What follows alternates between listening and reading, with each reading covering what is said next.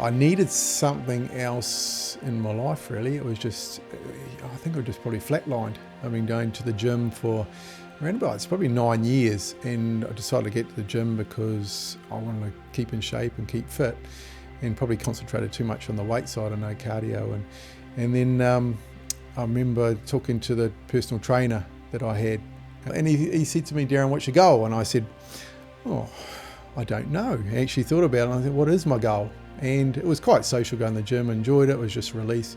And then we were on holiday in Taupo, caravanning with the kids and some friends, and one of my mates that's done Ironman before. The Ironman was on, and he said, "You want to pop down and have a look?" And I thought, well, I don't really know. It's just people biking around and running around. It doesn't really interest me. So I said, well, all right, that's cool. Nothing else on. So I walked down, and it was just amazing. Just blew me away. The music, the hype, the people, the people running, cycling. And the thing that I noticed was just they just weren't the usual athletes. You know, some the bigger, shorter, and lots of different sizes. And I thought, well, that's amazing. And people, the crowd were encouraging them, and it was such a buzz. And I thought, wow, that's me. So, and I thought long and hard before I actually said, while I was watching it for about an hour before I told Carmen, my mate, that I thought, right, I'm going to do that. If they can do it, I can.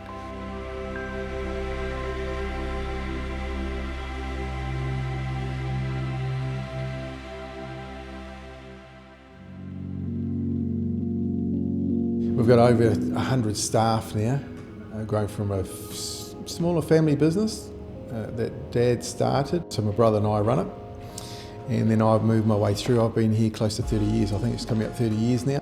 We've got 8 franchises, so we've got 8 targets. They're pretty tough. You really need to achieve those targets. And if we don't hit those targets, like I say, we can lose a lot of money. You just can't switch off.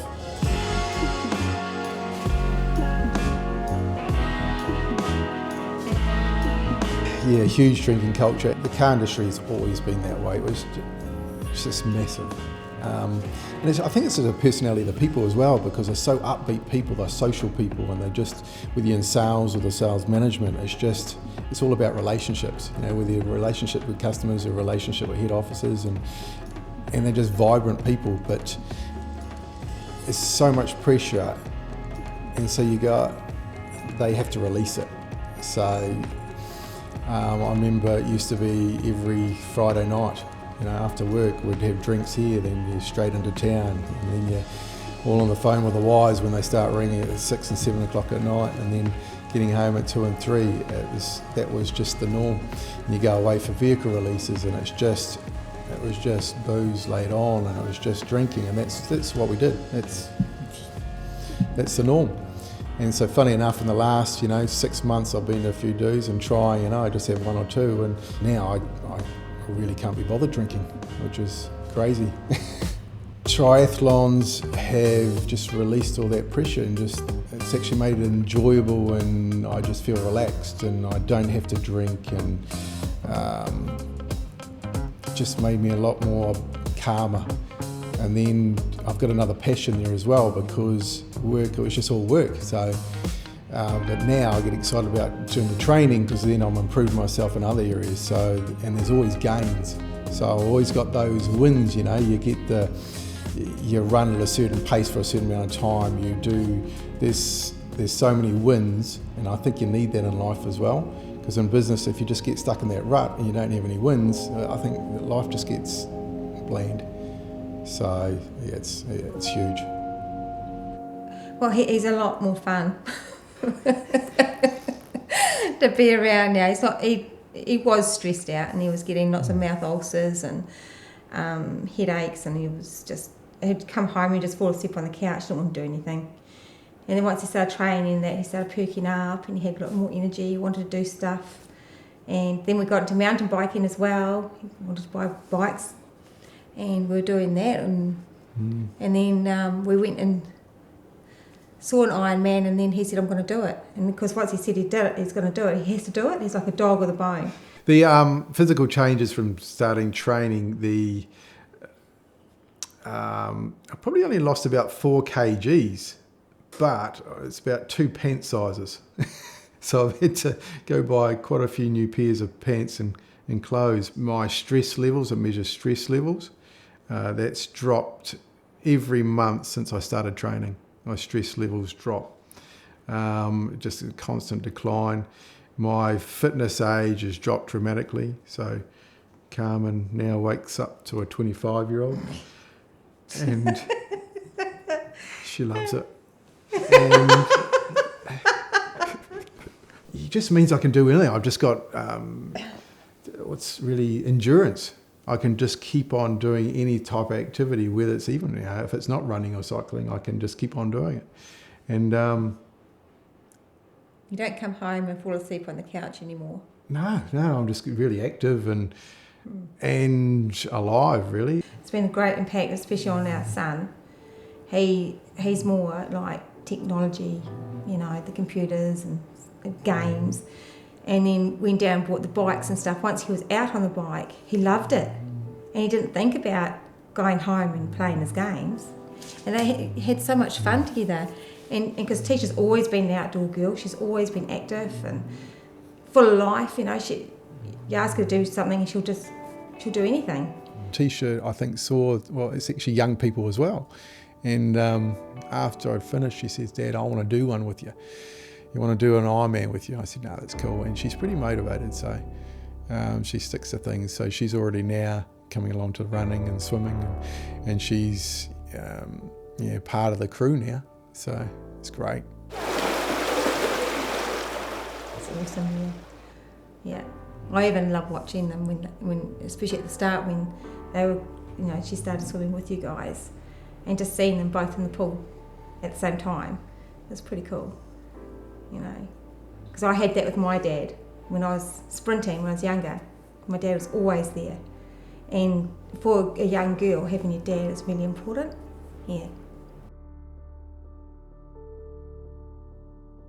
For someone like Daryn, it was all about getting him to enjoy swimming firstly. So this all started because he wanted to do something with his daughter Tisha, who wanted to learn to swim, when she was inspired after watching him complete his first half Ironman in Taupo earlier this year. And that was before he and I started working together, but he had a really bad experience in the swim. Lots of anxiety, almost stopped, panicked a lot. He'd essentially been trying to teach himself to swim from YouTube. So we've started working together in a one-to-one capacity, just getting him to enjoy the process, which means he'll be consistent. So we're working a lot on the sculling and one-arm freestyle and using a pool buoy most of the time, so he's actually enjoying his swimming. I thought I could swim, and then everybody I talked to said, "Oh, leave that till last because it's only swimming 2K, you concentrate on your running and biking." So, it's cool. So I finally, about 3-4 months later, I went to the pool and I thought, well, I swam at school.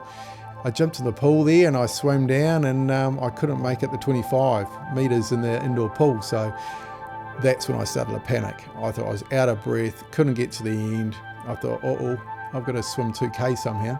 So actually I just Googled, I said swim training, and it was actually a little bit hard to find it, but there's something came up with the pools, and I rang the pools and said, well, hey, can I get training? And they sent, organised something. So I had four lessons, 4 30-minute lessons. And so I just learnt from that, and then YouTube videos. Oh, they were my friend. I think if you ask Carmen, my wife, I was YouTubing in bed just about every night how to swim. Yes, every weekend. Let's watch this guy. Let's watch this woman. All the little issues I had, I just Google it. And it's like, how many do I need to watch? So, yep, YouTube. What happened to my swim? My first 70.3. So exciting. I think it was about 6 o'clock in the morning, standing around with the crew, with my friends. And you had to line up in the time zones you thought that you could do it in, and I had no idea. So I snuck down to the end, so I was one of the last to go, but I wasn't used to actually running in, because I thought we'll stay in the water and normally get accustomed to the water, and but we had to, they let us off in intervals, 5-second intervals, 5 at a time, and so that was fine. I thought just keep calm and just run in the water, and my breathing just went flat out, and then I just swam out further, and just to try calm down, and then just swam out a little bit further. And then the breathing didn't slow down at all. I was just actually hyperventilating, I found out. And then I thought, no, just relax. But meanwhile, everybody around me was actually someone that were just about drowning, I think. And yeah, they were in some bad way. And I thought, no, I can swim. I'm not really with them. And I couldn't control the breathing. And so I just went a little bit further. Then I really panicked. That was a dark time when I thought, what am I going to do? Do I pull out? And all the lifesavers were around us and just hanging around. And I was thinking, no, I just need to stop the breathing. And yeah, it didn't slow down. So I just kept on going, but with a head out of the water and a bit of breaststroke. Got out to about 300-400 metres, 500 metres. I thought, no, it's still not stopping. When do I pull the pin? I thought, how am I going to do that? I never lived with myself, 9 months training. So kept on going, looked at my watch and thought, oh, I might be able to do this. So I just did every way I could without putting my head underneath the water. So 2K. And I got there and I was absolutely knackered. By the time I got to the ramp and they were lifting me up, I was just spent. Everything gone.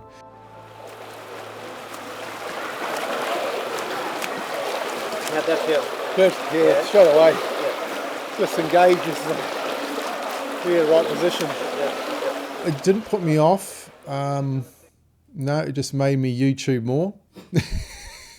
And I had a good discussion online with my coach that I was using, but he was remote, so it was hard for him to actually to work with me. Obviously, I was coming from such a low base, but I just Googled hyperventilation and I realised I was doing it wrong. Instead of doing deep breaths, I should have been blowing out and I should have been doing a whole lot of different techniques to try and slow it down.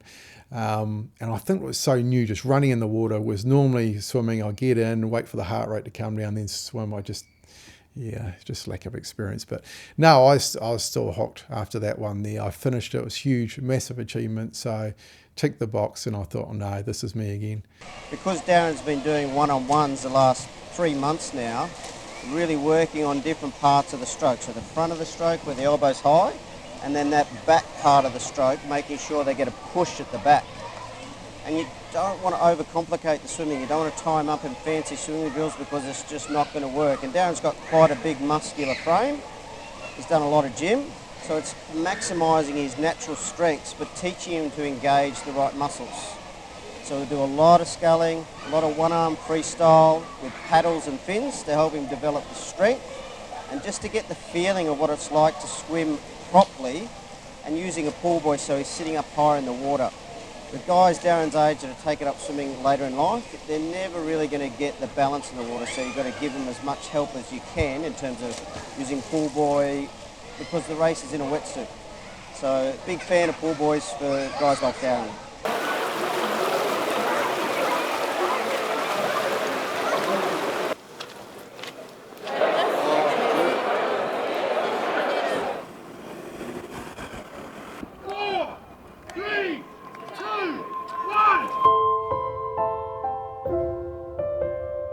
Last year it was hard though because the self-doubt, the whole time was self-doubt about can I do it, can't I do it?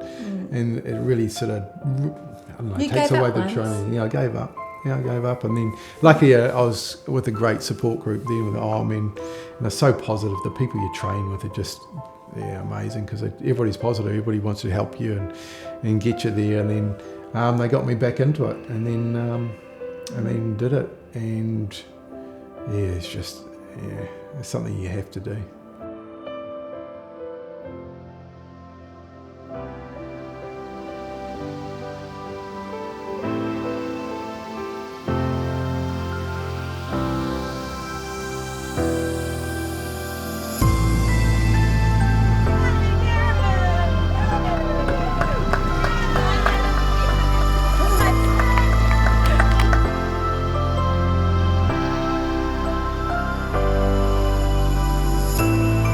Kids at this age now, the teenagers, you just have to be, you have to be able to keep up. And if you can't keep up and be relevant, well, you're just not going to be involved. So that's where we go out and we do a lot of caravanning now, mountain biking. I've got the energy. Yeah. It's, and I'd say many 50-year-old plus don't. And that's, so it's the direction that I want to go. But you really want to, you know, you really, you couldn't be bothered before. You just, it was like, you know, it was just a hassle. But now it's just like, let's go. You know?